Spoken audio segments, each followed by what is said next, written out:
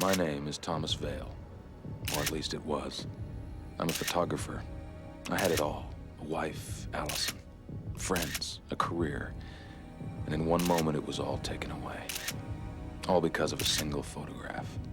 I have it. They want it. And they will do anything to get the negative. I think Nowhere Man is about identity. It's very much about individualism in a way, and it's actually very autobiographical, not in a literal sense of these specific things happen to me, but it's very autobiographical in terms of this is how I grew up seeing the world and experiencing the world. So he's certainly not based on any literary character. It's also well known that the inspiration for the series was the television series, the British series, The Prisoner, which I believe actually dealt with a very similar theme. I think within the episodes of Nowhere Man, we went more deeply into specifics, whereas I think The Prisoner had their general idea and then just sort of enjoyed being weird with it, although there were some very allegorical episodes of The Prisoner that I really loved, and I loved the whole show. But no, this is a show that came straight from, it's probably why I love The Prisoner. Hey, that was my life, except we didn't speak with British accents, and set out to do Nowhere Man and not be as cerebral as The Prisoner. Not that there isn't that level to the show, but I wanted Nowhere Man to have more of an emotional impact. You don't go along with Paul's idea of heaven. He sees to it that you spend your life in hell. I was hit when I saw the pilot. You know, I thought there's a lot of great ideas here. But usually when you're in the television business, you see a lot of pilots, you're up for shows, you look at pilots, you pop them in. It's a cool medium. Come on, Allison, what are the rules of the game here? I don't know Who what put you up to this? I don't know what you're talking about. Cut the crap.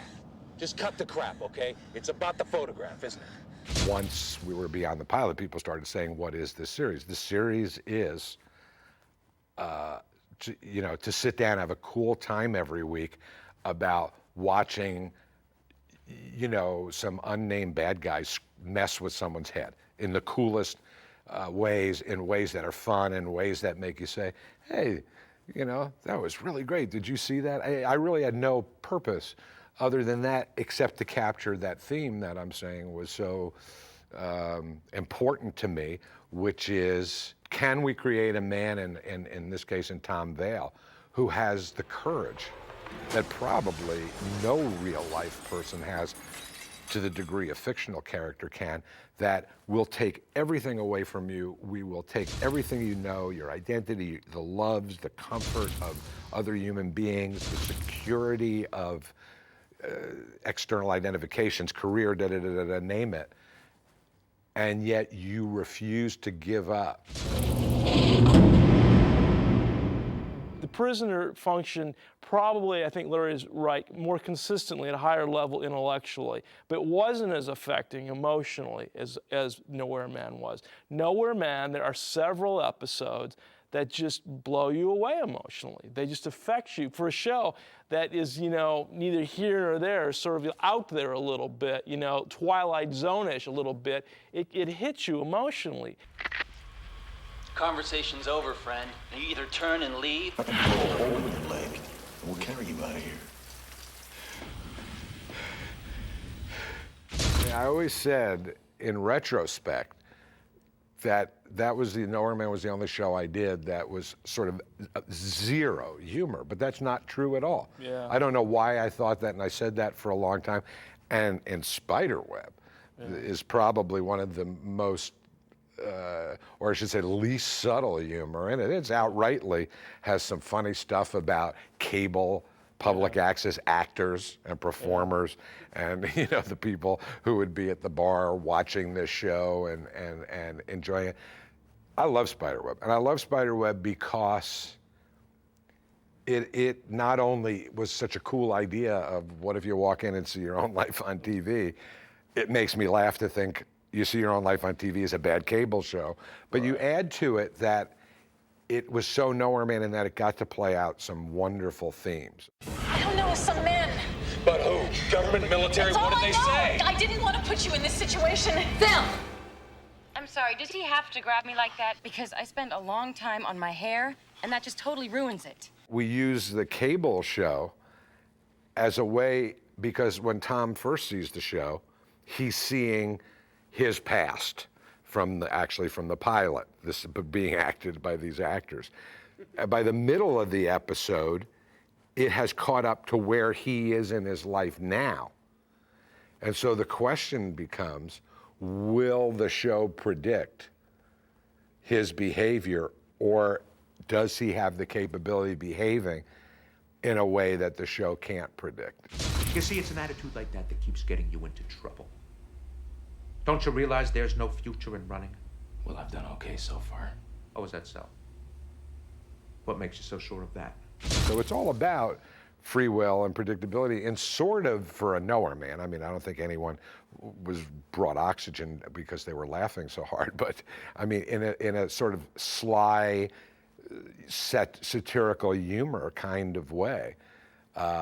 Tom was being taunted and tested to see, you know, well, do you or don't you? Can you make a decision? Can you turn left when you're expected to turn right? In its own way, kind of mind-blowing that it was so different than, say, even, you know, the few episodes that had preceded it. The humor of it was like, it was out there a little bit. It was dark and edgy, and yet it was vaudevillian, you know, which was great. I'd never seen Joel definitely was the one who called Richard Kine's name to play Max Webb, because Joel had worked with him. I didn't know him. Right. And it ended up being just a perfect call. What point do you think you're trying to make? I don't know. Okay, I think it has something to do with identity. You know, the individual against the oppressive, faceless society, but I don't know whether I'm making my point very well.